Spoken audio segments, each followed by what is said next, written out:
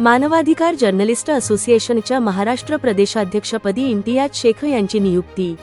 खोपोली मानवाधिकार journalist association of इंडियाच्या गुन्हे न्याय कक्ष क्राईम जस्टिस सेल महाराष्ट्र राज्य अध्यक्षपदी युवा उद्योजक तथा सामाजिक कार्यकर्ते म्हणून कार्यरत असलेले इम्तियाज शेख यांची नुकतीच नियुक्ती करण्यात आली आहे.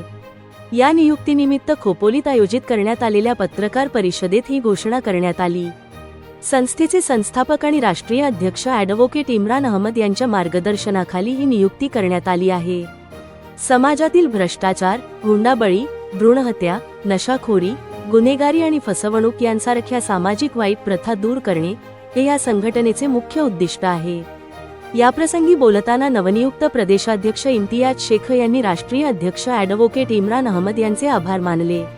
मानवाधिकारांचे संरक्षण आणि सामाजिक न्याय मिळवून देण्यासाठी आपण कटिबद्ध राहू असा विश्वास त्यांनी यावेळी व्यक्त केला.